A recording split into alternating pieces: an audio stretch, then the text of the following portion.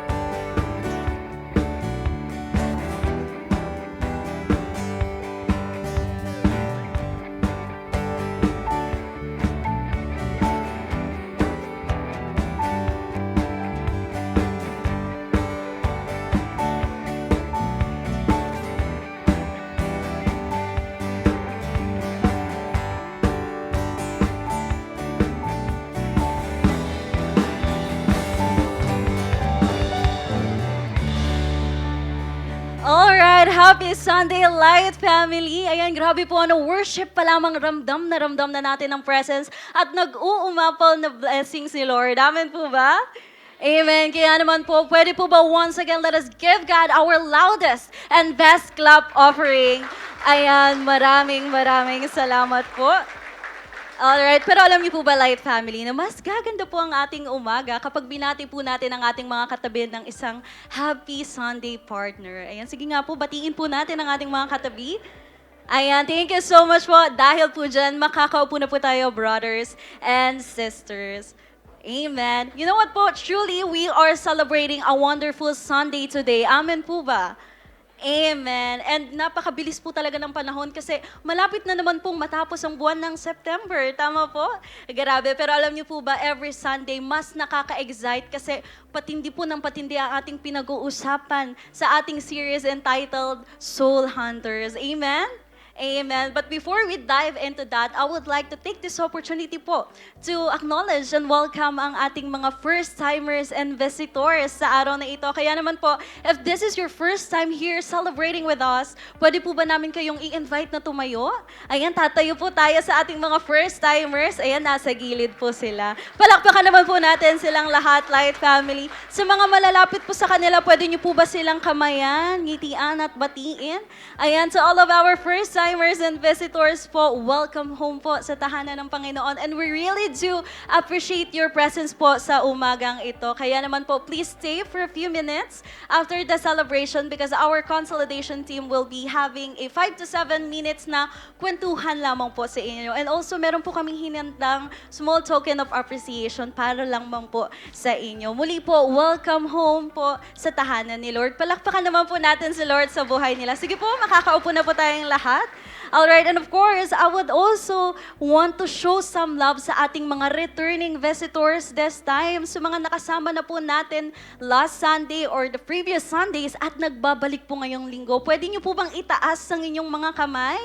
Ayan, palakpakan naman po natin sila. Meron din po kaming inihandang small token of appreciation sa inyo na iaabot ng ating mga consolidation team. Ayan, muli po sa ating mga second-time visitors, ay returning visitors, ayan, welcome back po sa tahanan ng Panginoon. Truly, isn't just a comeback po, but it is a reconnection with God and with His community. Amen po ba? Amen. Kaya naman po to all of our first-timers, ayan, visitors, second-timers, ayan, welcome home and welcome back po sa tahanan ni Lord. Muli palakpakan naman po natin si Lord sa buhay nila. Amen. Ayan, and of course po, right at this moment, let us now move on po sa mga latest ganap sa loob ng ating simbahan with our light news. Ayan, unang-una na nga po dyan ay ang ating The Unseen Level, Growth Beyond the Visible. Ayan, palakpakan naman po natin si Lord. Amen. This event po ay para sa lahat ng ating mga young adults. Ayan, young adults, this will be happening on September 27, 7 p.m. po dito sa ating simbahan. To all of our YAs po, please do not miss this powerful event. And remember po that the most powerful growth happens silently. Amen po ba? It goes beneath the surface. Tama po? Amen. It happens in the unseen depth where God reshapes us from deep within. Kaya naman po, tickets are now available for only 100 pesos po. Na available na po sa ating ushering table right after the celebration. Please, YAs, do not miss this opportunity po to learn more about life and growth as well. Ayan, pwede po ba muli palakpakan natin si Lord?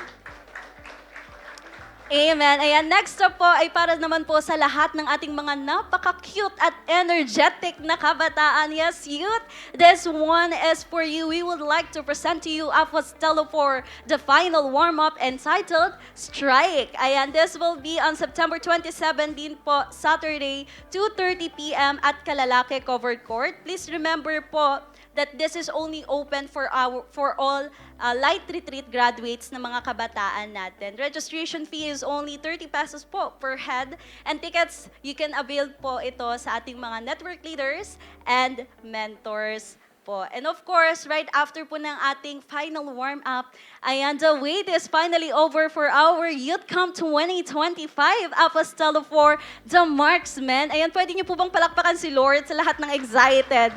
Amen. Ayan, gaganapin po ito this coming October 30 to November 1 at Cava Creek Campsite, San Narciso, Zambales, with a registration fee of 2,500 pesos po per kabataan. But you can pre-register with only 500 pesos po. And please do take note po that only those with checked IPAS challenge cards can pre-register. Alright, be excited mga kabataan. And also po, I would like to take this opportunity as well to encourage the whole entire Light family to support po the initiative of our youths with their sweet delights. Ayan, this activity po, this initiative is actually for them to raise funds po sa kanilang mga registration fee because we really do want to experience more of God sa ating youth camp. Kaya naman po, every purchase po ninyo sa kanilang initiative, ayan, you're not just satisfying your sweet tooth, but also you are investing to the future generations po na magbibigay ng mas marami pang souls sa kingdom ni Lord. Amen po ba? Amen. Kaya naman po, you can avail their sweet delights right after the celebration po during our prayer works, or you can contact our youth participants po sa initiative na ito. Yun lamang po for our light news. Grabe po, napakabuti ng Panginoon namin po ba? Amen. Muli palakpakan po natin si Lord. Amen. You know what, Light Family, as we move forward in our steering series entitled Soul Hunters, let us be reminded po that being a follower of Christ is more than just about receiving and acquiring knowledge. Amen po ba? It's more about living it out boldly and sharing it with other people. At ito po ay hindi lamang isang beses na moment sa buhay natin, but it is our daily mission to share the gospel, to echo His love and His grace, and to bring more people to God. Amen po ba? Kaya naman po bilang isang pamilya together, let us plunder hell and let us populate heaven with more souls for Jesus. Amen? Amen. I believe that God has stored more things for us this Sunday, and I pray that may we continue to have a blessed and happy Sunday. Thank you so much. Ayan, Blessed Sunday Light Church family. Sino po dito excited na siyang magbalik at magbigay kay Lord? Parang hindi po kayo excited. Sabi mo nga sa katabi mo, kapatid, it's giving time. Ayan, praise God po. Kaya naman po, allow me to share with you a short encouragement. Pwede niyo po ba akong sabayang magbasa from 2 Samuel, chapter 24, verse 24, says, "But the king replied to Araunah, 'No, I insist on paying you for it. I will not sacrifice to the Lord my God burnt offerings that cost me nothing.' So David bought the threshing floor and the oxen and paid 50 shekels of silver for them." So si Lord po mapagpala sa pagbasa ng kanyang salita. So short background lang po sa ating verse na po. This was the time na nagkasala si David kay Lord, and as a consequence po, the Lord sent a plague sa kanilang bayan na nagdulot ng pagkamatay ng 70,000. Originally po, ito ay 3-day plague na pero dahil po sa habag ng Panginoon, He commanded His angel to stop. At an instant na nagkataon naman po na ito po ay tumama po sa threshing floor ni Araunah. So later on these verses po, mababasa po natin na sinabihan si David ni Prophet God na magtayo ng altar para kay Lord sa mismong threshing floor na ito. So David went to that place and bought that land, pero inalok po siya ni Arauna na libre na lang ang threshing floor na ito at ang mga hayop. Ngunit tumanggi po si David. Sino po dito tumatanggi siya sa libre? Wala po, tama po. Pero ibahin po natin si David. Alamin po natin kung bakit po. Pag-usapan po natin the two timeless principle of giving in 2 Samuel chapter 24 verse 24. Sabi po, unang-una, giving must be sacrificial. Sabihin nyo nga po, sacrificial. Palagi po natin itong naririnig, tama po, when it comes to our giving, dapat sacrificial. Pero hindi po ba't mas tunay at dama natin ang pagbibigay kapag may bigat po sa atin? Pag walang bearing, parang wala lang, sige, okay lang to. Pero yung tipong paghugot mo pa lang sa wallet mo, gusto mo na talagang magbigay, pero pambihira, napapapikit ka talaga. Amen po. Sino po dito danas niya yun? Amen po? Pero si David, naiintindihan niya po yung sacrificial principle ng pagbibigay. Kaya nga po tumanggi po siyang mag-offer sa Lord ng walang bigat sa kanya. He knew that if he accepted that offer from Arauna, that offering will mean anything less except for a mere act of giving na wala namang steer sa puso niya. The truth is, brothers and sisters in Christ, the greater the sacrifice, the deeper the worship ang totoo. In the same way, our giving today should reflect sacrifice. Whether it's our time, our resources, our finances, what we offer to God should carry weight, showing that He is valuable to us. Amen po? So number 1 po, kung giving must be sacrificial. Number 2 po, our giving must be personal. So sabi po, I will not sacrifice to the Lord my God burnt offerings that cost me nothing. Sabi ni David, to the Lord my God. Ang atin pong pagbabalik at pagbibigay sa Panginoon ay hindi po isang religious duty lang or church routine. Punta ka ng Sunday, mag-giving ka, hindi po ganun yon. But it's a personal act of worship that flows from our love and trust in God. Amen po? So hindi po ba kapag mas malapit ang isang tao sa atin, iba yung joy natin pag nakikita natin na natutuwa siya, na may binigay tayo sa Kanya. Amen po? Na nakikita mo, na na-appreciate mo niya yung binigay mo sa Kanya. Amen po? So ganito rin po sa ating pagbibigay.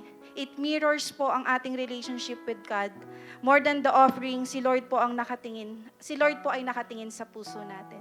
Amen po? So for our conclusion po, in the end, David's story reminds us that true giving is never cheap dahil kalakip nito ang puso na may sacrifice and devotion natin sa Panginoon. When we give, we're not just releasing money, time, our effort, or our resources, but we are expressing our love, our gratitude, and worship for our Lord. Amen po? May our offering today reflect a heart that says, Lord, you are worthy of my best. Sabihin mo nga ngayon, Lord, you are worthy of my best. Ayan, kaya naman po ang title natin for today, Giving God the Best More Than What is Convenient. Amen po, palakpakan po natin si Lord. So I would like to share a short testimony po about how God moves in our lives through our giving. So my name po is Ruby. Sa mga hindi po nakakakilala sa akin, I'm from Charis Network. Sa mga walang light group dyan, join na po kayo. I'm a young mom of 4, light group leader, and an HR at day, and a virtual assistant at night. So it was just within this year po when my family went through great testing, specifically financially po. Last February po, I decided to mag-resign from my second job as an HR. Pero dahil po, nako-compromise na po ng schedule ko sa trabaho ang aking faith, ang aking pagsiserve kay Lord.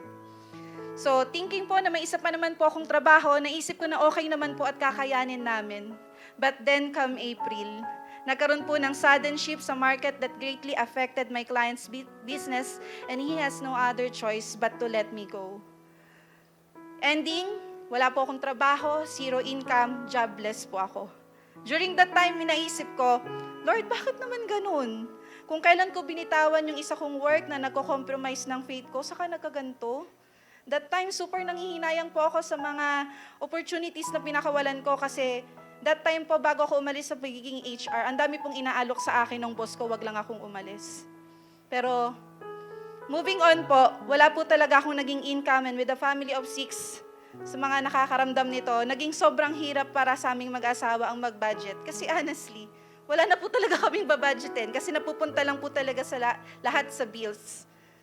Dumating po ako nun sa time na umiyak na po ako kasi na-anxious na po ako sa pwedeng mangyari sa amin. And if I continue to be jobless sa matagal na panahon, maaaring maapektuhan yung pati mga bata.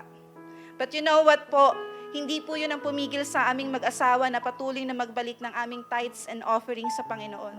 Yes, dumarating po kami sa time na nag-hesitate po kami na magbalik kasi yung 10% malaking bagay po sa amin yun para matustusan yung mga basic needs ng aming pamilya. Pero ganun pa man po, nanatili po kaming tapat sa aming tithes and offering. Patuloy po naming pinagkatiwala sa Lord ang lahat ng meron po kami at patuloy na nagtiwala that He is the God that provides and answer prayers. Kaya naman po, guess what? Hindi po kami binigo ng aming Panginoon, ng ating Panginoon. After several application and interviews, last June po ay nagkaroon po ako ulit ng client online. And medyo natidismaya pa nga po ako ng time na yon kasi part-time lang po ako, pero wala pa po akong 3 weeks noon, ginawa na po akong full-timer ng aking client. Yes po, palakpakan po natin sa Lord. And you know what po, isa pa pong blessing ng ating Panginoon, yung previous client ko po compared to what I am earning right now, mas pinalaki pa po ng ating Panginoong Diyos. Hindi lang po iyon, natanggap din po ako sa isang manpower agency as an HR officer kung saan malaya ko din pong nagagawa ang passion ko to help people na magkaroon ng trabaho. All of this glory to God po. So kung paano naging tapat po kami sa pagbibigay, even masakit sa aming budget, tinapatan po yun at dinoble pa po ng Lord. Amen po. Hindi lang po iyon, you know what, last month lang po, na-diagnose po ang uniko iho ko na si Gab ng pneumonia.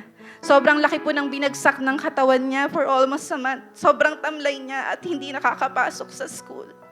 Marami po sa mga nakakakilala at close ng aming pamilya ang nagtaka kasi sobrang pumayat po siya.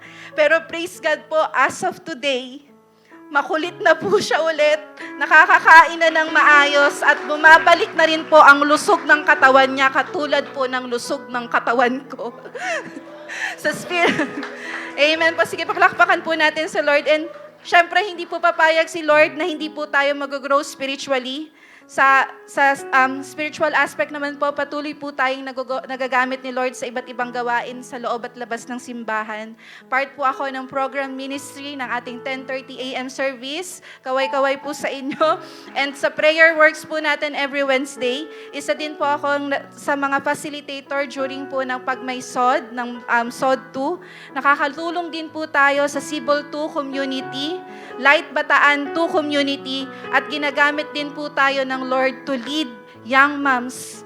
Katunayan nga po, 2 po sa kanila this year ay graduate po ng SOD. Ayan po, praise God po. Church, all of this dahil meron po tayong Diyos na tapat at dakila na kayang i-multiply ang lahat ng binibigay natin sa Kanya or binabalik natin sa Kanya. Would you agree with that? Amen po. Kaya naman, church, I challenge you.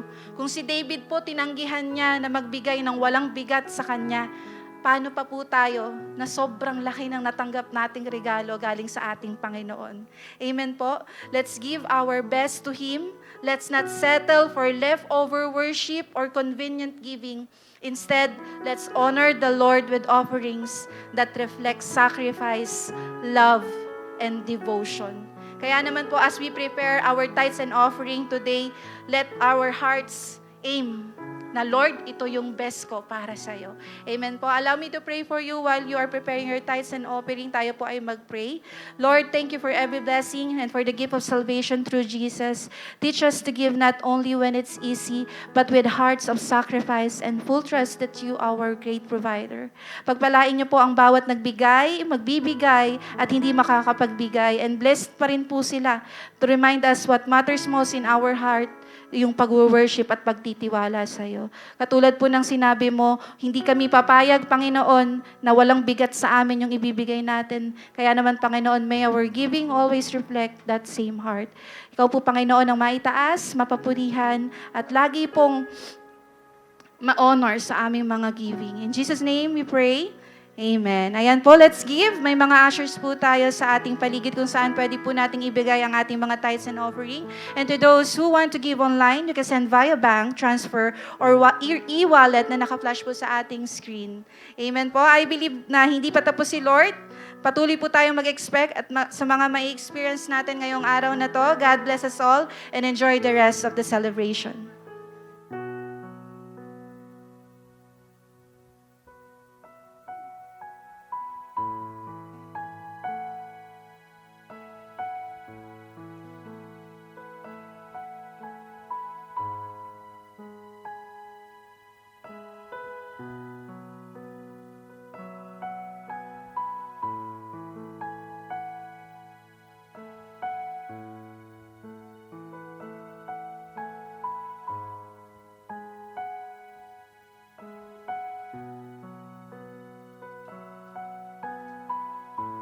Sige po, tatayo po tayong lahat. Patuloy po tayo magpupuri sa Panginoon. Ayan po this morning, magpapakumbaba tayo sa Panginoon at naisin yung presensya niya at yung pagmamahal niya. Magpapakumbaba tayo na, Lord, kailangan ka namin, Panginoon. God, we surrender everything to you. Lord, ikaw ang nais ng puso at buhay namin. So, Lord, malaya ka pong kumilos sa lugar na ito para sambahin ka ng buong puso at lakas, O God. Jesus.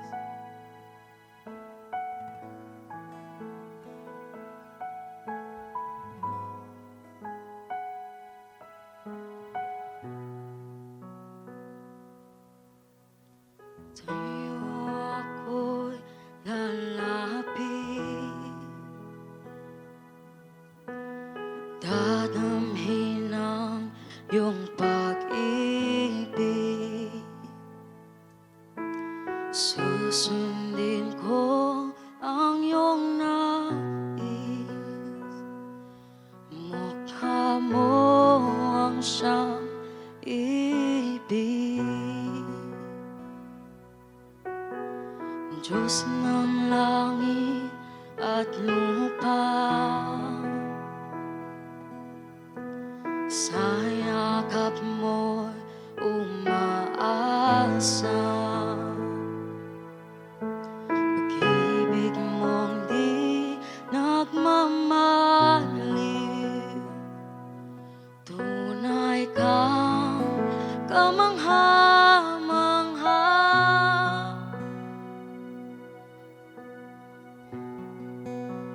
O aking Jesus, sasama sa'yo, saan ka man tutungo. Ang buhay ko'y tanging ikaw lamang, at habang buhay paglilingkuran sa bawat araw.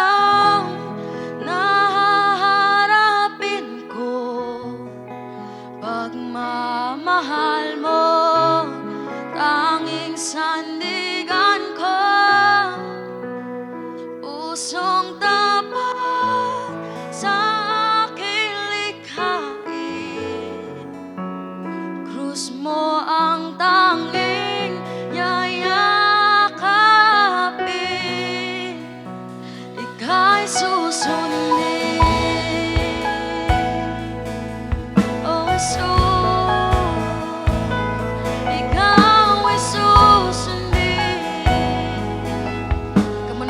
Sa'yo ako'y lalapit.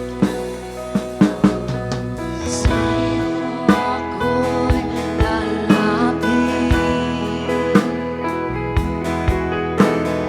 Dadamhin ang iyong pag-ibig, susundin ko ang iyong nais. Mukha mo siyang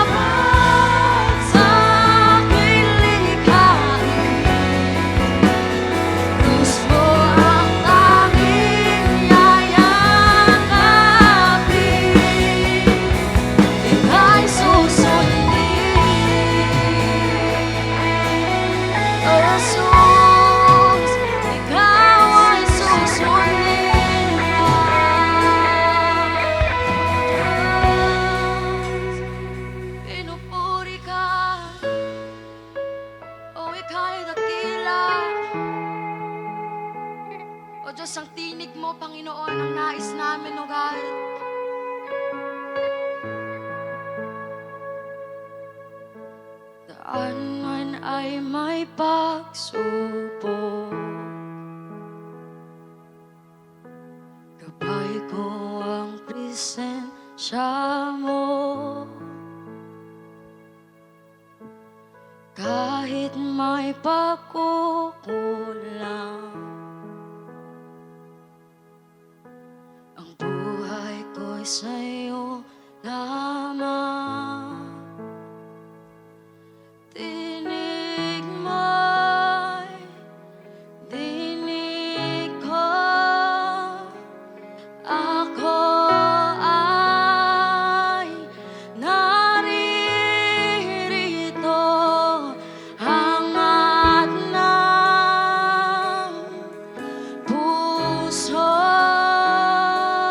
ako ay gamitin mo. Ang mga palad ko sa pag-ibig at biyaya mo. Ako ay makita ka sa buhay ko'y kumilos ka. O ang tinig mo, dinig ko, ako ay naririto. Hangat ng puso, ako ay gamitin mo. Dinig mo'y dinig ko, ako ay naririto. Hangat ng puso, ako ay gamitin mo. Ang puso at buhay ko'y ibibigay sa'yo. Lahat sa'yo. Ang puso at buhay ko'y alay sa iyo. Lahat sa'yo. Ang puso, Jesus ko'y ibigay sa'yo. Lahat sa'yo. Ang puso at buhay ko'y alay sa iyo. Lahat sa'yo. Ang puso at buhay ko'y ibibigay sa'yo. Lahat sa'yo. Ang puso at buhay ko'y alay sa iyo. Lahat sa'yo. Ang buhay mo'y inialay,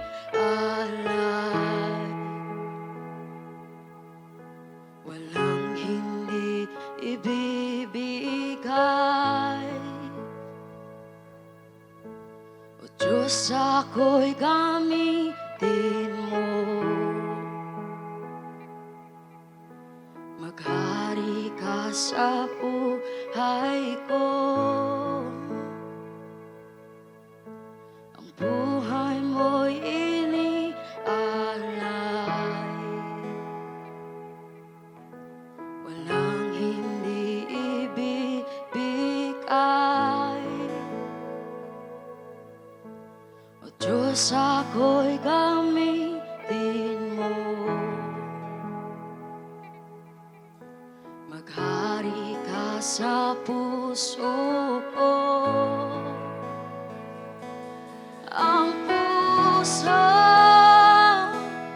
at buhay ko'y ibibigay sa iyo. Lahat sa iyo. Ang puso at buhay ko'y alay sa iyo. Lahat sa iyo. Ang puso at buhay ko'y ibibigay sa iyo. Lahat sa iyo. Ang puso at buhay ko'y alay sa iyo. Lahat sa iyo.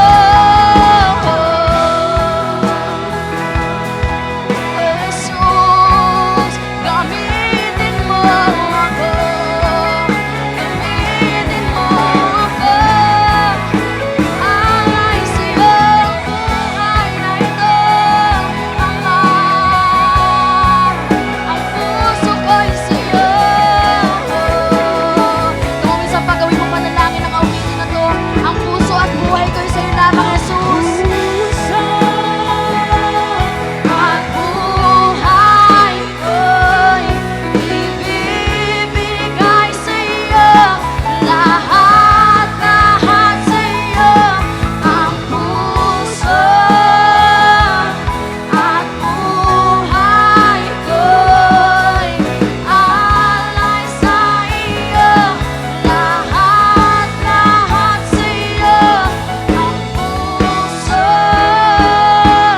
at buhay ko'y ibibigay sa iyo. Lahat sa iyo. Ang puso at buhay ko'y alay sa iyo. Lahat sa iyo. Ang puso at buhay. Sige, awitin mo to sa Panginoon. Ibibigay sa iyo. Lahat sa iyo. Ang puso at buhay ko'y alay sa iyo. Lahat sa iyo. Salamat o Diyos. Lord, alay po namin, Panginoon, ang pagsamba na ito, God. Lord, ikaw po yung ma-please and ma-honor. Lord, truly, God, dakila ka, Panginoon. Lord, ang puso namin ay sa iyo lamang, O Diyos. So God, have your way in this place. Lord, dinadakila namin ang ngalan mo na walang katulad, Panginoon. Lord, ikaw ay dakila. We praise your name, your holy name, God. And in Jesus' name we pray and everybody say amen. Malakas na palakpakan po para sa Panginoon. Amen. Happy Sunday po sa ating lahat. Bago po tayo umupo, pwede bang sabihin mo sa katabi mo, masaya ako nandirito ka. Amen. Sige po, makakaupo po tayong lahat. Amen. Praise God. Grabe, full house po tayo. Amen. Konti na lang magkikiskisan na tayo ng mga pisngi. Tama ba? Amen. So, ayan, happy po ba tayo? Blessed po ba tayo sa araw po na ito? Amen. Happy Sunday po again sa mga kasama ko po rito sa church at ganun din po syempre sa ating team online. Okay, so alam niyo po ba kung ano ang, aliban sa ito po ay Sunday, nababalitaan niyo po ba kung ano yung nangyayari ngayong araw? Especially po may sa Luneta. Tama? Nababalitaan po ba natin yun na marami ang mga tao na nagsasama-sama ngayon para sila ay maging kabilang sa rally? Amen ba? Dahil nga po hindi talaga nagiging maganda na ang nangyayari ngayon no sa ating government, lalo pa at marami pong mga nagiging issues sa corruption. Amen. Marami mga hindi po magagandang nangyayari sa mga nasa itaas, kaya sila po ay nagiging kabilang sa rally sa araw po na ito. Tama po ba? Lalo pa sa mga ilang mga dagdaang weeks, familiar po tayo sa mga hearings. Tama, lagi na lang may mga live, no? Nila-live talaga yung mga hearings ng mga senators, ganyan. May mga napapanood po natin yung mga yan. At meron po silang madalas na nasasabi sa hearing po dito sa Kongreso. At ano po ba yung mga madalas na nasasabi nila sa mga hearings? Familiar po ba kayo? Ang sinasabi nila, "Objection, Your Honor!" Nagulat na yung katabi mo, gising na. Yan, sabi mo sa katabi mo, "Objection!" Okay, sana okay pa yung pandinig ng katabi mo. Okay, so kapag sinabi ng abogado na, "Objection, Your Honor," hindi lang po ito yung, alam mo, nag-i-interrupt lang ng discussion para mas maging dramatic, ganyan, or para lang maging bida-bida yung mga abogado. Kundi nagsasalita sila ng formal challenge na nangyayari sa korte kasi nga, baka kasi unfair yung tanong, okay? O kaya ay may statement na labag sa rule. So either way, ang abogado ay nagpo-push back, okay, nasa judge siya at sinasabi niya ay Your Honor, okay? Kung i-accept ba or i-overrule yung objection. Pag sinabi pong objection in Latin ay objectio, ibig sabihin ay throwing against or a counter-argument, parang harang, no, na binabato mo para pigilan or salagin yung sinasabi ng iba. Baka minsan sinasabi na rin yung katabi mo, "Objection." Wala nang Your Honor kasi nga nagtatalo na kayo.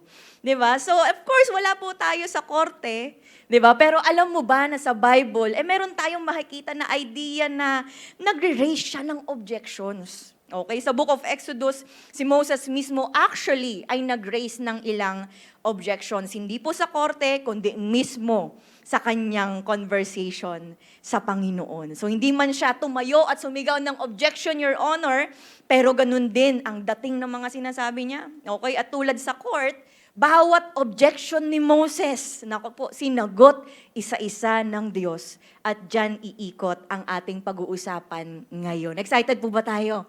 Amen. So dahil po dyan, tatayo po tayong lahat, babasahin po natin ang key verse natin, sa Book of Exodus 3, chapter 3, verse 7 hanggang 4 to 17. Pero ngayon ang babasahin po muna natin ay Exodus 3, 7 to 8 and 10 to 11. Okay, so ready, go. Ang sabi po dyan, "The Lord said, I have indeed seen the misery of my people in Egypt. I have heard them crying out because of their slave drivers, and I am concerned about their suffering. So I have come down to rescue them from the hand of the Egyptians and to bring them up out of that land into a good and spacious land, a land flowing with milk and honey. So now go, I'm sending you to Pharaoh to bring my people, the Israelites, out of Egypt." But Moses said to God, "Who am I that I should go to Pharaoh and bring the Israelites out of Egypt?" So pray po muna tayo. Lord, sa mga oras po na ito, alam po namin na ngayon pa lang may mga ginagawa na kayo in our lives. Perhaps, nakarelate kami ngayon kay Moses na may mga objections kami, may mga questions kami, pero naniniwala ako, Lord, that through your word ngayon, masasagot po ang lahat ng ito. That is why, God, we are humbling ourselves before you. Ngayon pa lang, I am rebuking any spirit of pride and arrogance in Jesus' name. And I pray, oh God, na ang bawat puso ngayon ay maging receptive, maging broken, ready to receive your word, ready na sumunod lalo sa inyo. At gamitin niyo lamang po ko, Lord, as your mouthpiece. We love you, Lord. We praise your name sa pangalan ni Jesus. Amen. Sige po, makakaupo po tayong lahat. So last Sunday, kung maalala ng katabi mo, ay pinag-aralan po natin yung pagkatawag kay Moses. Tama po ba? So isa siyang somehow ay parang pusakal sa disyerto. Dati privileged siya kasi nga Prince of Egypt siya. Pero ngayon ay nag-aalaga na lang siya ng mga tupa ng kanyang biyanan. Okay? Masasabi natin na napaka-komportable ng buhay niya na yun, pero puro mga buhangin, di ba? Puro katahimikan. And then out of nowhere, ay may bush na nagliyab. Pero hindi natutupok. So mula doon, nagsalita ang Lord, ang sabi, "Moses, nakita ko ang paghihirap ng aking bayan. Narinig ko ang kanilang iyak at isusugo kita kay Pharaoh para ilabas sila mula sa Egypt." So tinawag po ng Diyos si Moses mula sa obscurity para manguna sa isang buong nation palabas ng slavery. Pero si Moses, puno siya ng objections. Okay?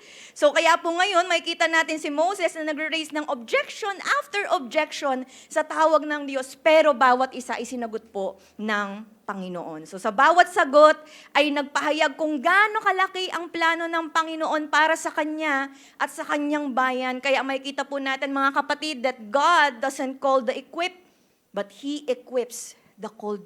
So hindi lang po ito biblical na kasaysayan noon, pero ito po ay plano ng Diyos para sa buhay mo, para sa buhay ng katabi mo, okay? Lalo na sa ating pag-i-invite at pag-share natin sa iba. Kaya nga po for our part 3 ng ating September 2025 series entitled Soul Hunters, ang title po natin ngayon ay Take Down. Parang gusto nang sumayaw ng katabi mo. Parang may mga tatayo dito. Okay, so take down. Sabi mo sa katabi mo, take down. So today, tatargetin po natin yung mga objections na ito, okay? Isa-isa, gaya po ng paggawa ng Diyos kay Moses. So pag-usapan po natin ngayon, the objections and how to take them down. Ready po ba tayo? Pwede po bang pumalakpak lahat ng mga ready? Amen. Okay, so lahat po ng mga pagtutol dito ay talagang sasagutin po ng Panginoon. Objection number 1, who am I? The objection of insufficiency. Okay, pagtutol sa kakulangan. So sinabi po ng Diyos sa verse 10 na pinag-go na niya si Moses para pumunta po sa hari ng Egypt, para palayain niya mula po sa bansang iyon ng bayan ng Diyos. Tapos binigay na po ng Diyos yung pangako, okay? Pinaliwanag niya na si Moses yung kanyang itinalaga para tuparin po ito. Pero si Moses, ang tanong niya sa verse 11, who am I? Okay, that I should go to Pharaoh and bring the Israelites out of Egypt. So ang statement po niyang ito at ang iba pang mga objections ni Moses na lalabas pa po mamaya ay nagpapakita ng malalim niyang pagpapakumbaba. Kasi nga po kalaunan, sinabi sa Numbers 12:3, Moses was a very humble man, more humble than anyone else on the face of the earth. Si Moses po kasi ay dumaan po sa brokenness, talagang binasag siya, dinurog. So bilang prinsipe po ng Egypt, siya noon ay puno ng entitlement, di ba? Puno ng kayabangan dahil sa kanyang mataas na posisyon at edukasyon. Kaya lang, 40 years na ang lumipas. Okay, tumakas po siya sa Egypt bilang isang kriminal at ngayon, 80 years old na siya. Okay, imaginein po ninyo, meron po ba sa atin dito, 80 na? Okay, isa na lang siyang hamak na pastol, kaya ang sabi niya, sino ba ako? Sabi mo sa katabi mo, sino ba ako? Pero ang tanong din niya ay pagpapakita po ng kakulangan ng kanyang pananampalataya. So inakala niyang siya lang ang gagawa ng malaking misyong ito, pero malayo po ito sa katotohanan dahil po ang Diyos ang mismong siyang gagawa at gagamitin lamang si Moses bilang kanyang instrument. So mga kapatid, classic po ito na pagtutol ng kakulangan na maybe iniisip ni Moses, abay tapos na po ang panahon ko. Di ba? Pumatay ako ng tao, kriminal ako, tumakas nga ako sa Egypt, tapos ngayon, 80 years old na ako, nagbabantay na lang ako ng mga tupa sa Midian. Sino ba ako? Di ba? Wala akong halaga. I'm a nobody. Minsan ba, parang medyo pamilyar ata yung mga ganong linyahan. No, nasabi na rin ba yun ng katabi mo? Okay, matalas, ganyan po tayo mag-isip. Amen? May mga tanong tayo, sino ba ako para mag-share ng gospel? Ang dami kong pagkakamali. Hindi ako ganun kalinis katulad ng iba, katulad ng katabi ko. Makinis ang muka, malinis pa. Ako hindi pa naliligo. Diba? So madalas tayo ganyan mag-isip. Minsan may mga questions tayo, sino ba ako para mag-share? Sino ba ako para mag-lead ng tao? Para mag-lead ng light group? Isa lang akong simpleng tao. Okay, sino ba ako para mag-invite sa church? Drop out nga ako, hindi nga ako gumraduate. Diba? So how to take it down, mga kapatid? Exodus 3:12, ang sabi ni Lord, I will be with you. And this will be a sign to you that it is I who have sent you. When you have brought the people out of Egypt, you will worship God on this mountain. Ito po ay malalim na pangako ng Diyos kay Moses na patuloy na nagbibigay lakas hanggang sa atin ngayon. Kaya nga po, kung mananampalataya po tayo, nakasama po natin ang Diyos, magagawa po natin anuman ang kanyang iutos. Kaya sabi mo sa katabi mo, walang imposible kay Lord. tingnan po natin, no, na hindi po talaga tinanggap ni Lord ang objection ng self-doubt ni Moses. Kasi nilipat ng Diyos yung focus niya mula sa who am I tungo sa who is God. Amen? May kasama pa po ba ako? Amen. Okay, that is why mga kapatid, hindi po pala ito patungkol sa resume natin. Hindi po ito patungkol sa sarili natin, about ito sa pagsama ng Diyos sa atin. Amen po ba? Kaya nga po nang binigyan ng Diyos ng palatandaan itong si Moses na pagkatapos niyang sundin ng Diyos, sama-sama silang sasamba sa bundok na yon. Binibigyan po siya ng assurance ng Diyos sa kanyang pagsunod. Kaya po para ma-take down mo ito sa buhay mo, tandaan mo na kasama mo ang Diyos. Amen po ba? That Jesus is Emmanuel. Kaya nga po, ibig sabihin nun ay God with us. Gaya na sinasabi sa Matthew 1:23, the virgin will conceive and give birth to a son and they will call him Emmanuel, which means God with us. Gawin po nating kalakasan ang iyong insufficiency sa pamagitan ng laging pag-alala ng salita niya that the Lord is with you at hayaan natin na ipakita po ng Panginoon ang kapangyarihan niya. Amen? Nagkausap pa po ba ako? Amen? Palakpakan naman po natin ang Panginoon. So that's number 1 na objection po ni Moses. Kaya lang, hindi pa rin tapos si Moses. Okay, objection number 2, what shall I say? The objection of ignorance. So sa puntong ito, muling tumutol po si Moses sa Diyos. Okay, nang sabi niya, suppose I go to the Israelites and say to them, kumbaga parang may plano na tong si Moses. Okay, so sabihin natin pupunta ako sa Israelites, sasabihin ko sa kanila that the God of your fathers has sent me to you. Tapos magtatanong sila sa akin, what is His name? Anong sasabihin ko? Okay, so yun yung tanong ni Moses. This is the objection of ignorance. Sabihin nga po natin, ignorance. Na parang sinasabi niya, hindi ko alam lahat. Okay, paano kung may itanong sila na hindi ko masagot? So nag-aalala po si Moses tungkol sa theology. Okay, lalo na sa pangalan po ng Diyos at kung sino ang Panginoon. Alam niyo po, ganyan din tayo minsan. Pwede bang tingnan mo yung katabi mo? Ngitian mo lang siya. Amen. Ganyan din po tayo minsan. Alam niyo yun, hindi po tayo, may mga reasons tayo kaya hindi tayo nakakapag-share. Ang sinasabi natin kay Lord, hindi ako makakapag-share kasi wala ko masyadong alam sa Bible.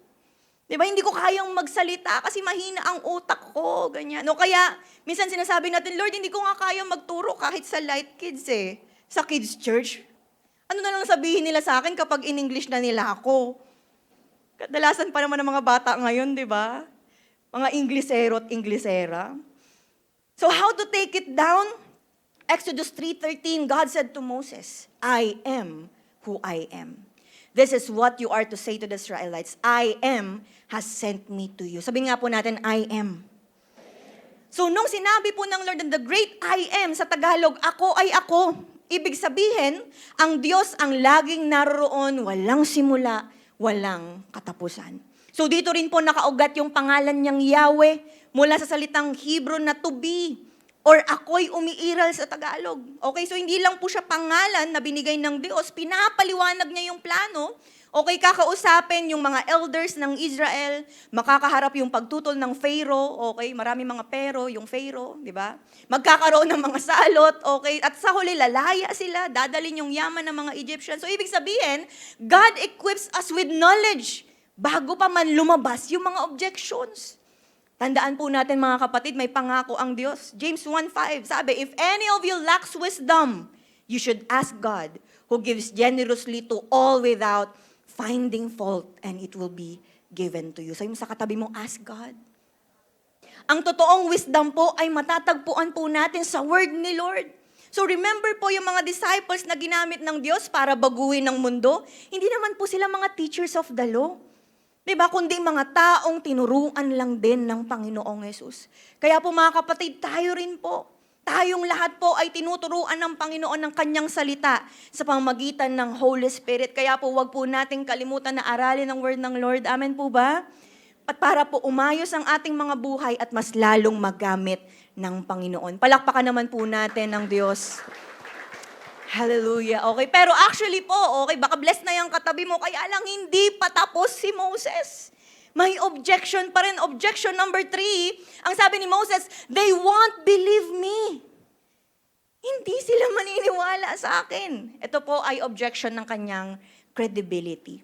So binigyan pa siya ng Diyos ng message para sa Israel, para kay Pharaoh, ganyan. Tapos kasama yung mga pangako ng pagliligtas para sa promised land, ganyan-ganyan. Pero kahit ganon, nagprotesta pa rin si Moses. Sabi ni Moses sa Exodus 4:1, "What if they do not believe me or listen to me and say, the Lord did not appear to you?" Paano kung di sila maniwala sa akin? Na nag-appear ka sa akin, okay? Ito po ay issue ng credibility. Sinasabi niya na hindi sila maniniwala sa akin, wala akong kredibilidad. Isa nga akong takas na mamamatay tao. Di ba? Baka minsan ganyan din po tayo. May mga questions tayo kay Lord, bakit sila makikinig sa akin? Ang gulo nga ng buhay ko. Buhok ko nga, di ko maayos, magulo. Buhay pa kaya ng iba. Di ba? Alam mo, marami tayong mga excuses sa Panginoon na sinasabi natin, ay, naku, Lord, hindi po ako pwedeng mag-share. Hindi nga ako pwedeng mag-invite sa church kasi alam ng mga tao yung baho ko. Alam ng pamilya ko yung baho ko. Alam ng mga kaibigan ko yung baho ko, tapos bigla ako mag-i-invite. Hindi sila maniniwala. Di ba? So, how to take it down? Sabi mo sa katabi mo, miracles. Sa Exodus 4:2-9, binigyan po ng Diyos si Moses ng 3 palatandaan. Yung tungkod na naging ahas, okay? Yun po yung isa sa mga miracles. Ito ay, ibig sabihin, power ng Diyos over creation. Next, yung kamay na naging kitongin. Tapos eventually gumaling din, okay? Ito po ay power over disease. Na talaga pong wala pong imposible sa Diyos kahit sa ano pa mang mga sakit yan. And then yung tubig sa Nile na naging dugo, okay? Kapangyarihan po yan sa paghatol or power over judgment. Na ang lahat po ng ito, hindi yan random, no? Hindi po trip lang ng Lord na gawing miracle, but actually, tinarget po talaga mismo ng Diyos yung mga Diyos-Diyosan ng Egypt. Okay? Para ipakita na ang Diyos ng Israel na si Yahweh, ang tunay na Diyos na makapangyarihan. Miracles. And then later on, makikita po natin, ayan, kumilos na si Moses. And then makikita natin na kinilusan ni Moses yung mga bagay na yon after ng himala ng Lord. Ibig sabihin, faith comes first and then susunod yung evidence ng kapangyarihan ng Panginoon. Sa atin din po mga kapatid, ang credibility, actually, hindi po yan galing sa pagiging perfect. Amen? Baka po kasi mayroon tayong mga questions sa credibility po natin and all, pero about yan sa pagsunod mo sa Diyos no matter what. Kung ordinaryo lang po yung tingin natin sa ating mga buhay, kaya yang gawing extraordinary ng Panginoon. Amen? Tandaan po mga kapatid that credibility comes from obedience, not perfection. Ito po ay paraan ng Diyos or pagpapakita niya sa atin na kailangan nating sumunod.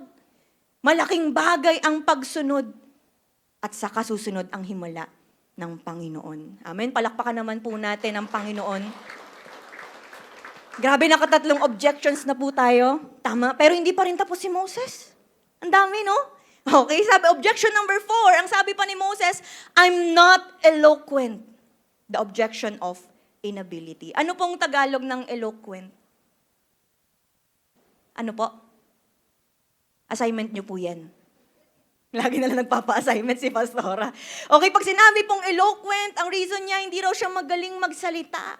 Hindi raw siya fluent magsalita, baka ang tawag niya ay second floor. Diabetes, di ba? Yun yung mga tawag niya. Swimming pool. First and last, di ba? Yun yung mga sinasabi niya siguro. Kaya alam niya siguro na hindi talaga siya okay pagdating sa kanyang pananalita. Nagreklamo itong mama sa kanyang lack of eloquence. Okay, sabi sa verse 10, Moses said to the Lord, "Pardon your servant, Lord. I have never been eloquent." Pero alam niya yung eloquent, no? I have never been eloquent, neither in the past, nor since you have spoken to your servant. I am slow of speech. Binagalan niya siguro sa part na yun, no? And tongue. Alam mo yan, nagpakita talaga siya kay Lord ng mga, Lord, tingnan mo, hindi naman ako okay magsalita. Hindi ako gifted magsalita. Di ba, nauutal, biglang nautal yung katabi mo rin, di ba? Sinasabi niya na mahiyain siya, hindi charismatic, ganyan.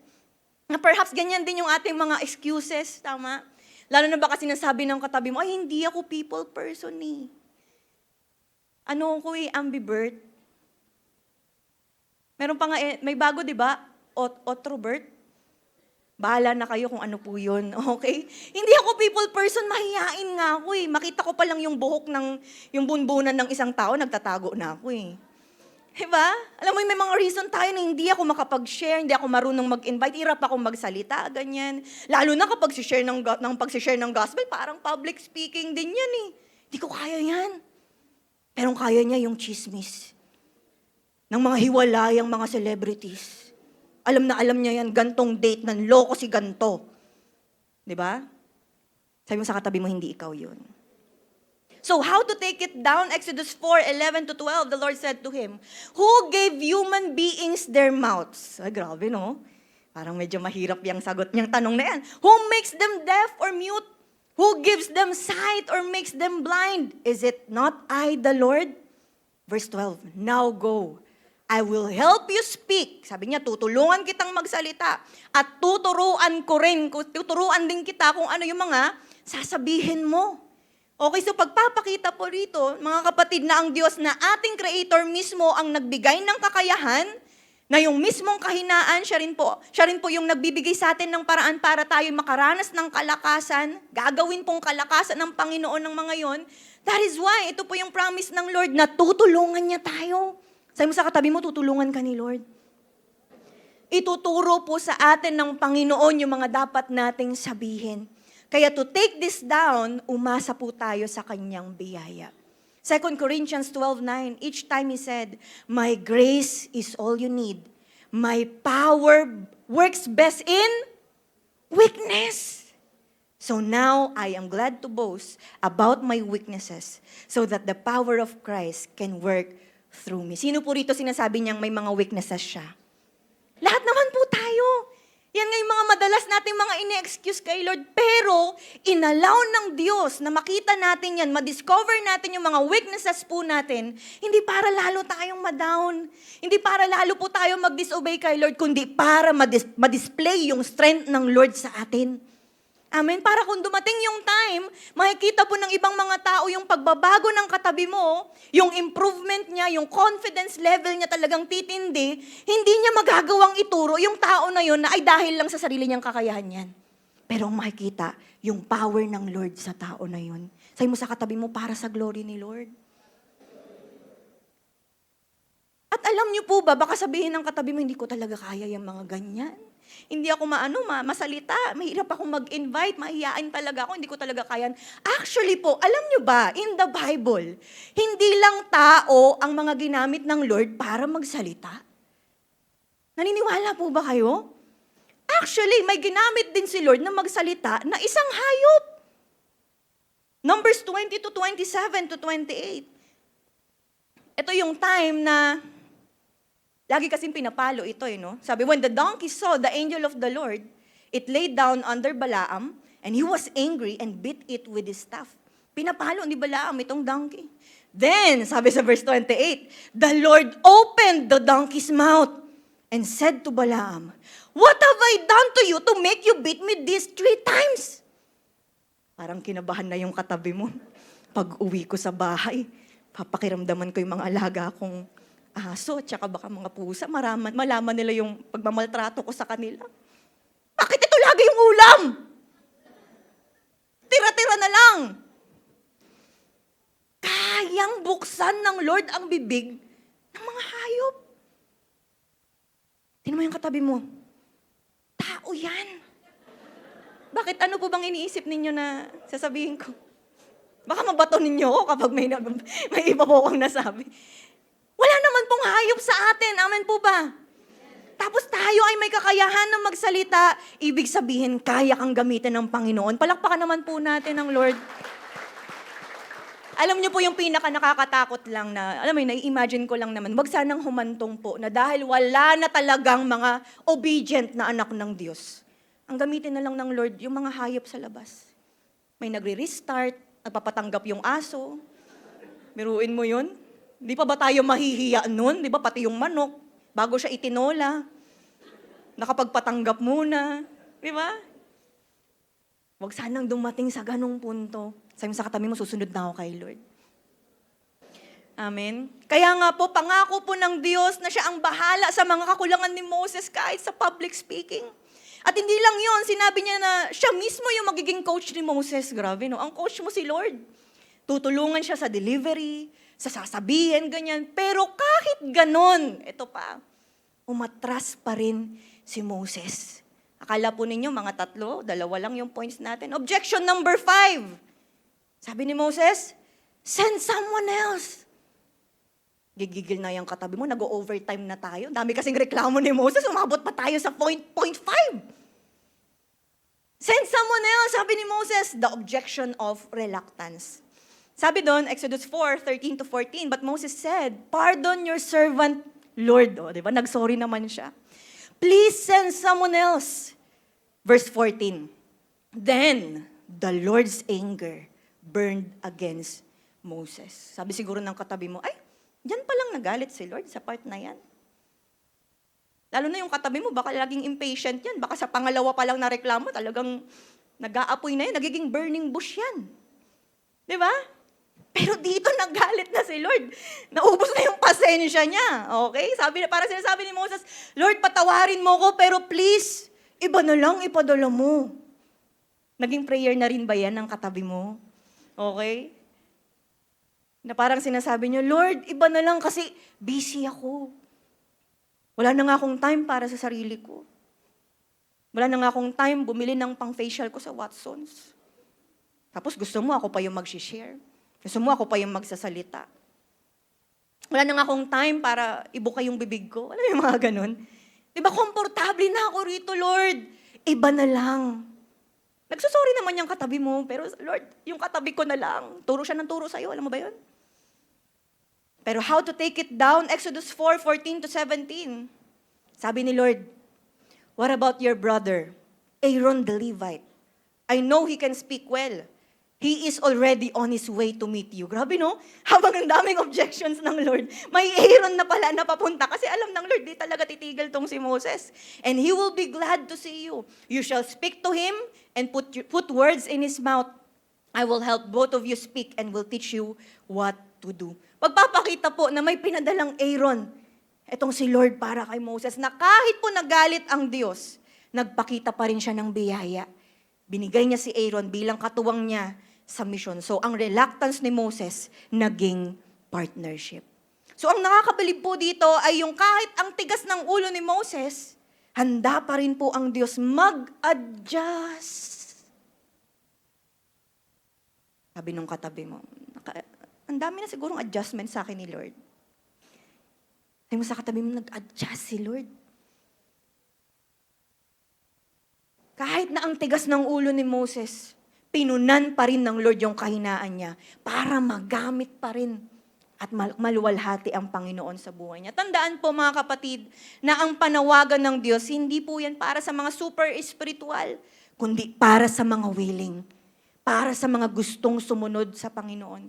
Kaya kung reluctant po tayong sumunod mga kapatid, palitan natin yung reluctance natin ng pagtitiwala. Proverbs 3:5-6, trust in the Lord with all your heart and lean not on your understanding. Verse 6, in all your ways, submit to Him and He will make your paths straight. Remember po mga kapatid, kung sa tingin mo hindi mo kaya, may pwedeng gamitin ng Lord na Aaron, ang Diyos sa buhay mo, isang kapartner, pwedeng mentor, may mga katulong po tayo, may makasama tayo sa light group, na pwede tayong samahan sa pagsunod po natin sa Panginoon. Amen po ba? Kaya nga po, kung si Moses ginamit ng Diyos bilang extension ng kanyang redeeming act, kaya rin pong gawin ng Diyos yon sa katabi mo. Amen. Sabi mo sa katabi mo, gagamitin ka ni Lord, kapatid. Palakpakan naman po natin ang Panginoon. So bilang panapos po, matapos ang lahat ng pagtutol at pagdadahilan, na paniwala, na paalalahanan po ng Diyos si Moses na nagpaplano na silang bumalik sa Egypt, ganyan. Tapos habang nasa biyahe, pinaliwanag ng Diyos yung mangyayari. Talagang may mga na briefing na itong si Moses, okay? Sinasabi ng Lord na hindi talaga agad susuko ito si Pharaoh, pero wag siyang matakot kasi nga bahagi yun ng plano ng Panginoon. Binigyan siya ng warning ng Lord na wag siyang panghinaan ng loob kapag tumagal yung process ng pagliligtas or ng paglabas nila mula sa Egypt. So, ang nagsimula sa pag-aatubili or mga objections, eventually, nauwi sa Exodus. By the way, pag sinabi pong Exodus, Meaning ito ay story of freedom, story ng paglaya. At ang parehong Diyos na nagbigay lakas kay Moses ay siya ring gustong mag-take down ng mga objections at barriers ng katabi mo ngayon. Amen? Tandaan po natin mga kapatid na si Jesus ang nag-take down or tumapos ng pinakamalaking barrier, yung kasalanan at kamatayan doon sa krus. Colossians 2:14-15, having canceled the charge of our legal indebtedness, which stood against us and condemned us, He has taken it away, nailing it to the cross. And having disarmed the powers and authorities, He made a public spectacle of them, triumphing over them by the cross. Napagtagumpayan na ng Panginoong Hesus ang paglaya or kalayaan po natin mula sa mga kasalanan. Amen po ba? Amen. So dahil po kay Jesus, empowered tayo ng Holy Spirit na mag-go and make disciple. That is why mga kapatid, hindi ka nag-iisa. Sabi mo sa katabi mo, hindi ka nag-iisa. Tinatawag tayo ng Panginoon sa isang greater level for greater things. Amen po ba? Kaya wag po tayo magpadala sa anumang mga excuses or mga objections po natin.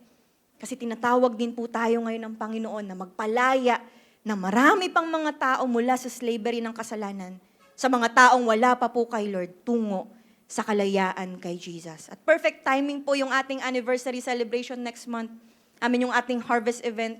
Isa siyang pagkakataon para mag-share ng gospel, mag-win ng souls, gumawa ng mga, mag-make disciples sa pamagitan ng worship, testimonies, mga one-on-ones, ganyan. Kaya alam ko na sinisimulan na nating iniimbita ang ating mga pamilya, amin, ating mga kaibigan, katrabaho, at kung sino. At para mangyari po ito yung gagawin natin bilang application po, number 1, take down all your objections. Sabi mo sa katabi mo, take down. Gaya po ni Moses, perhaps may mga kanya-kanya tayong objections kay Lord. Amen? May mga, ang ino-object natin, yung edad natin, yung status natin, capacity natin, ganyan, or madalas yung mga limitations natin, no? Marami tayong mga nilalatag na objections. Baka medyo naigsian ka na sa 5 objection ni Moses kasi yung katabi mo, mahaba talaga yung listahan yan. Diba? Pero anuman ang mga objections po natin, mga kapatid, laging may sagot ang Diyos sa atin. That is why kung gaya ni Moses, mayroon tayong questions sa Kanya, or even sa pagkakatawag niya sa atin, balik lang tayo sa Word of God. I-contemplate po natin ang salita ng Diyos kasi tandaan, kay Lord po ang tanong. Amen? Hindi po sa mga horoscope. Hindi po sa mga nababasa mo lang sa social media. Kay Lord po tayo magtatanong hindi sa kung ano yung trending sa social media, hindi po sa mga sikat na mga personalities. Pero ang paniniwalaan natin, yung sinasabi ng Lord sa'yo through His Word. Amen? It's time na patahimikin natin yung mga lies ng demonyo at i-embrace natin yung katotohanan na sinasabi ng Diyos sa atin about sa purpose natin and mission natin. Take down all your objections by believing unto Him. Bigay po natin yung best natin para ilipat yung lens o yung focus, hindi sa sarili mo, hindi sa sarili mong kahinaan, hindi sa sarili mong limitations, pero yung tingin natin or focus natin ay kay Lord na tumatawag sa'yo. Amen? Why? Because the Lord knows us better than we do. Mas kilala tayo ng Lord. Mas alam niya yung kapasidad natin at kayang-kaya niya tayong gamitin. So it's time to be more confident bilang mga followers ng Diyos. Lalo pa at siya ang nagsisend sa atin. Sapat po ang biyaya ng Panginoon. Ano man ang mga weaknesses natin, kaya yung palakasin ng Panginoon para siya ang makita at maluwalhati. Amen? Mga kapatid, actually sa totoo lang, okay lang namang mag-doubt, okay lang naman mag-hesitant or mag-object kung may nakikita tayong pangit na record sa nagsisend sa atin. Diba? Minsan may mga nag-uutos sa'yo, tapos may mga isusumbot ko, ikaw nga, ano eh. Ikaw nga, ganito ko eh. Diba? Kasi may nakikita tayong record ng tao. May mga record ng failures, hindi magandang background, marami nang niloko yung tao na yon, ganyan. Kaya talagang nagda-doubt tayo. Pero lahat naman po tayong may kapintasan. Tama po ba? But knowing our God, na perfect, na holy, na just, na omniscient, alam lahat sa atin. Omnipresent pa, kasama pa natin. Walang record ng pagkatalo, walang pangit na record, at walang nilokong tao. Siya yung tumatawag sa atin. Who are we? Para tanggihan yung pagkakatawag niya sa atin at mag-object na lang ng mag-object. Amen? Kaya believe and have faith sa Diyos na meron po tayo. That's number 1. Pangalawa, step into your calling of sharing and inviting for Jesus. So after taking down all the objections, doon mo lang magagawang sumunod sa calling mo bilang follower ni Christ. That means, this is our road to obedience to Him. Yung lakad na paabante, hindi po yung lakad na paatras. Sa papanong paraan? By sharing Jesus Christ to others. Gamitin po natin yung mga social media accounts po natin sa pag-share ng mga about kay Lord, or even po yung mga sinishare ng page po natin ng Light Church as an invitation sa ating mga family and friends. Gamitin po natin yung social media po natin na, in a way, hopefully, okay po ang testimony natin. Di ba baka mamaya pagbaba ng katabi mo sa simbahan, may iba na naman siyang shared post. Mga green jokes, kalokohan, parinig sa manlilibre sa kanya. Yung mga ganyan. Gamitin po natin ang mga social media accounts natin para i-glorify ang Panginoon. Para mag-invite ng mga wala pa sa Kanya. Amen po ba? And para po sa mga tao sa paligid po natin, sa mga naaabot natin, ibigay natin yung best natin para i-share sa kanila si Jesus. I-invite sila sa light group, i-invite sa church po natin. Lalo na, next month, anniversary po natin. Amen? May mga space pa po rito sa ating simbahan. Kaya lang, baka tignan ng katabi mo yung paligid, ay, may space pa ba? Buong angkan ko pa naman i-invite ko. Baka yung ibang kapamilya ko nasa taas na ng aircon. Sobrang sikip. Di ba? Alam niyo po, here's the good news. Dahil sa ating anniversary next month, madadagdagan po tayo ng 2 Sunday services. Palakpakan po natin ang Panginoon. Ewan ko na lang kung may excuse pa yung mga invites natin. Sa October anniversary po natin, mayroon tayong 6 services. Okay?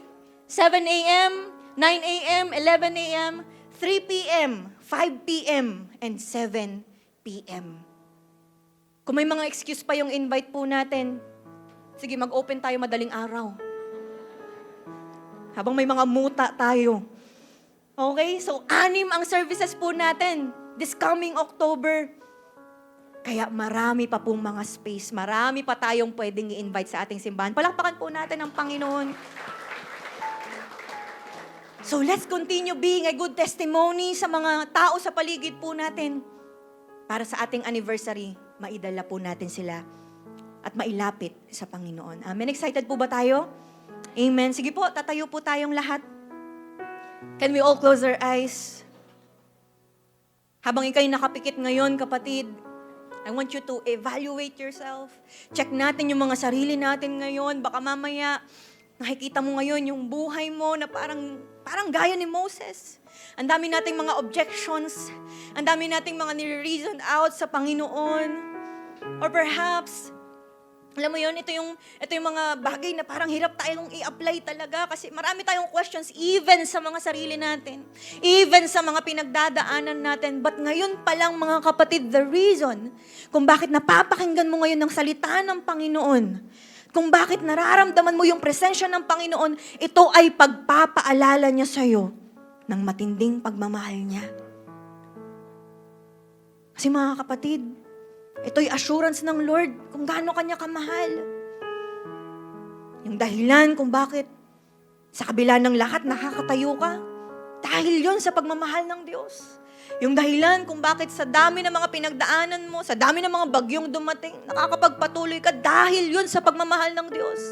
At yung dahilan kung bakit nakakaranas ka ng mga matitinding pagpapala, hindi lang financially, materially, pero sa anumang aspeto ng buhay mo, dahil yon sa pagmamahal ng Panginoon. Kapatid, ito'y assurance ng Lord sa atin ngayon kung gaano kanya kamahal.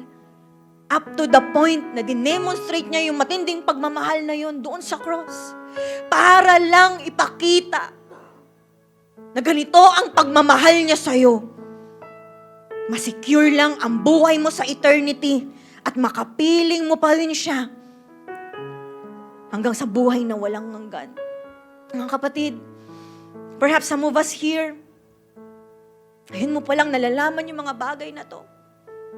Ngayon mo palang naralaman na matindi pala ang pagmamahal ng Panginoon sa'yo. Na ito na pala ang simula ng pagbabago ng buhay mo. Ito yung matagal mo nang hinihintay. Ang makaranas ng matinding kapayapaan, makaranas ng unconditional love ng Lord, makaranas ng matinding assurance, proteksyon ng Panginoon. Malaman mo na ang kaloob sa'yo ng Panginoon ay kaligtasan at patuloy na relationship sa Kanya. If this is your first time, mga kapatid, at nais mo na makaranas ng matinding pagbabago, makaranas ng matanggap ang salvation ng Panginoon, pwede mo akong sabayan sa panalangin na to. Sabi mo, Panginoon, tawarin niyo po ako sa aking mga naging kasalanan. Magmula nang ako'y nagkaisip hanggang sa mga oras na ito. Pero ngayon, naniniwala ako na kayo ang Diyos na may matinding pagmamahal sa akin. Diyos na nagkatawang tao, inako sa krus, namatay, nilibing, nabuhay muli para sa aking kaligtasan. At simula ngayon, tinatanggap kita bilang aking Panginoon at tagapagligtas. Kayo na pong manguna, kayo na pong maghari sa aking buhay. At kayo na po ang gumamit sa buhay kong ito. Hallelujah. Receive the salvation of the Lord. Receive the forgiveness of the Lord.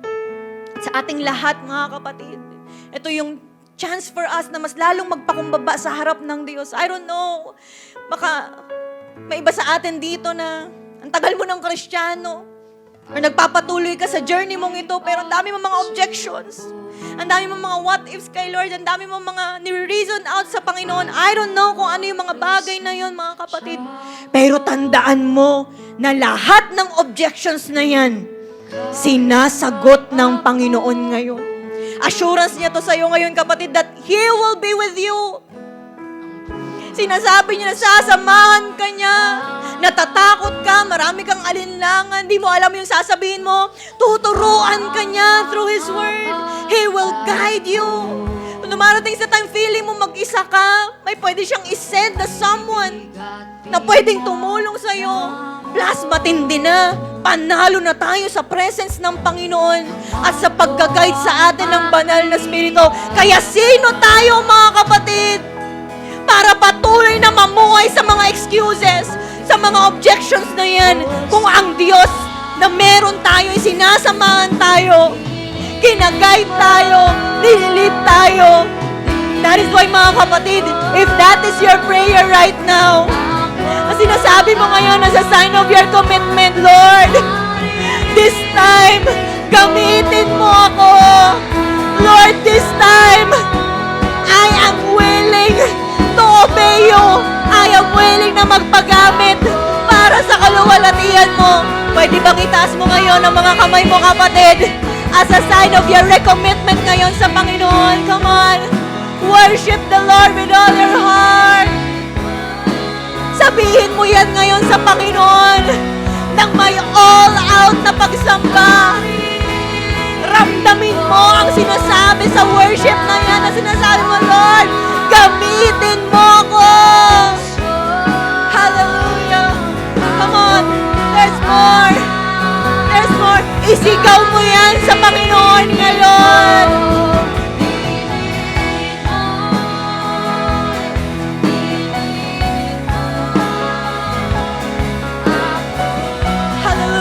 Sa mga oras po na ito, ang pagpapakumbaba namin, pinapakita namin sa pagsamba namin sa inyo. That is why sa mga oras po na ito, patuloy kaming nagre-rely at dumedepende sa kapangyarihan mo. This time, oh God, we take down the objection of insufficiency. We take down the objection of ignorance. We take down the objection of credibility. We take down the objection of inability. We take down the objection of reluctance. Lahat ng yan ay pinapatibag namin, isinusuko namin, at patuloy kami na dumedepende sa kalakasan at kapangyarihan mo, Diyos. Hallelujah! Have your way in us.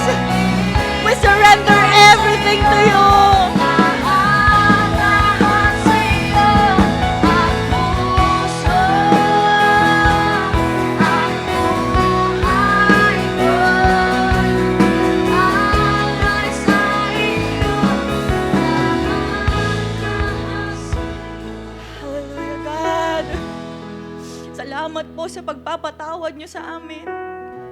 Salamat, Lord, ginising niyo kami ngayon. Akala namin nabubuhay lang kami para sa aming mga sarili. Akala namin wala kaming use. Baka dumarating sa time, sobra kaming nagsiself-doubt. Ang baba ng tingin namin sa aming mga sarili. Pero ngayon, buti na lang we came here sa simbahan mo. We heard your word. At nakita namin, Panginoon, yung tunay na value namin at yung tunay na purpose namin, Panginoon, bilang yung mga anak. That is why, God, salamat, Panginoon, sa pagkakataon na ito. Na tinibag ninyo isa-isa ang aming mga objections. Nakaranas kami ng matinding kalayaan, Panginoon. At salamat, Panginoon, dahil binigyan nyo kami ng pagkakataon ngayon na patuloy na sumunod sa inyo. Kaya that is why, God, kami bilang isang simbahan, we will continue to share your goodness, your faithfulness sa marami pang mga tao. Gamitin nyo kami sa aming mga pamilya. Gamitin nyo kami sa aming mga kaibigan, katrabaho at mga kaklase, Lord. Turuan nyo kami sa mga bagay na dapat naming ma-share, maipakita yung pagmamahal mo. And we will be a good testimony sa kanila, Panginoon. Mamumuhay kami, hindi para i-glorify ang aming mga sarili, kundi para lagi kayong ituro sa aming mga buhay. Na the reason kung bakit nagagawa naming ibuka ang aming mga bibig, the reason kung bakit nagagawa naming mag-invite ng iba pang mga tao papunta sa iyong simbahan, yun ay dahil sa inyo. Kayo ang kalakasan namin at kayo ang gumagamit sa amin, Panginoon. Lead us and guide us, Lord, as we continue sa pagsunod na amin sa kung saan nyo kami tinatawag. We will continue to share you and we will continue to invite ang mga taong wala pa po sa inyo. Hallelujah. God, naniniwala kami na ito rin yung dahilan kung bakit hanggang ngayon nag-i-exist ang aming simbahan. Dahil nandito po kami hindi lang para magstay na kami-kami lang, kundi para manatiling bukas ang iyong simbahan sa marami pang mga tao. Para we should keep on inviting, we should keep on reaching out people na wala pa sa inyo. Naniniwala kami, Panginoon, that's the purpose of your church. Para maraming pang mga tao, marami pang may sakit ang gumaling, marami pa, Panginoon, na makaranas ng transformation at makatanggap ng salvation na kaloob mo. Hallelujah. Maraming salamat, Panginoon. Kaya this time, mga kapatid, unti-unti, buksan natin ang ating mga mata. Speaking of the purpose of our church, yan din yung dahilan kung bakit mayroon po tayo mga outreaches, mga satellite churches. Meron po tayong Light Caste. Meron din tayo sa Light Subic, sa Angeles, Kabanggan, Barreto, Bataan, at sa marami pang mga iba't ibang panig ng ating lugar, ng ating bansa, and even sa ibang bansa. Kaya ang prayer po natin ngayon, mga kapatid, magkaroon po tayo ng missionary van. Nagagamitin po para mas lalo pang marami ang maabot sa purpose po natin bilang isang simbahan. At tayo po ang gagamitin ng Panginoon. That is why po in celebration ng ating church anniversary, sa mga nais po na mag-commit pa at mag-pledge regalo ko sa birthday ng church ko, any amount will do, nais nating i-pledge. Ang pag-ipunan po sa loob ng 2 buwan, at ang due date po ay November 16. Kung meron po sa atin dito na hindi pa nakakapag-commit, at nais ng Lord na gamitin po tayo para makapag-pledge.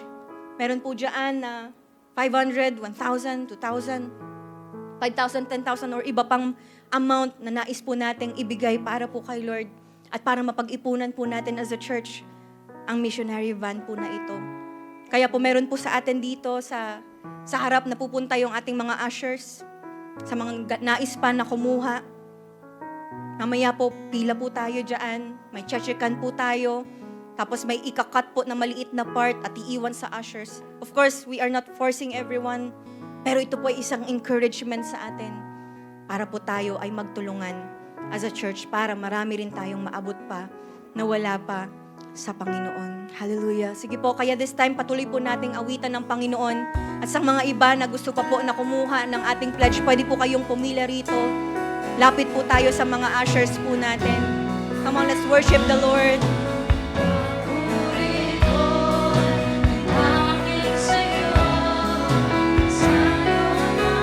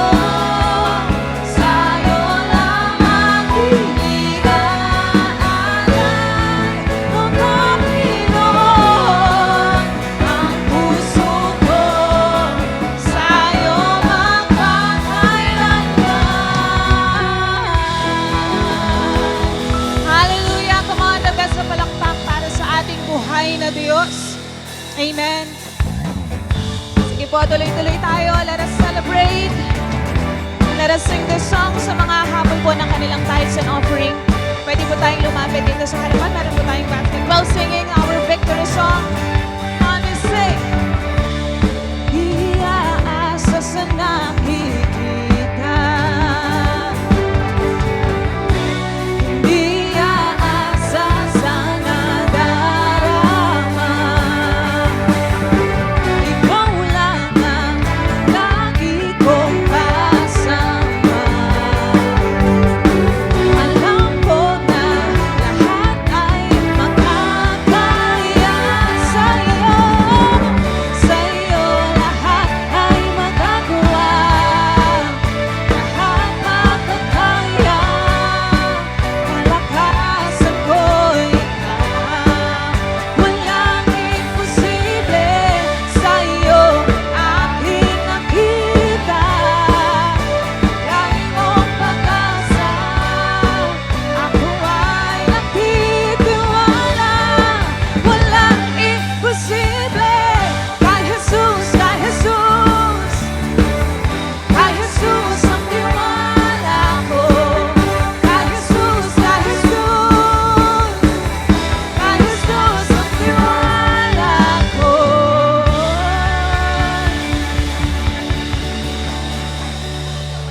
Amen. Sige po, the best na palakpak po sa Panginoon.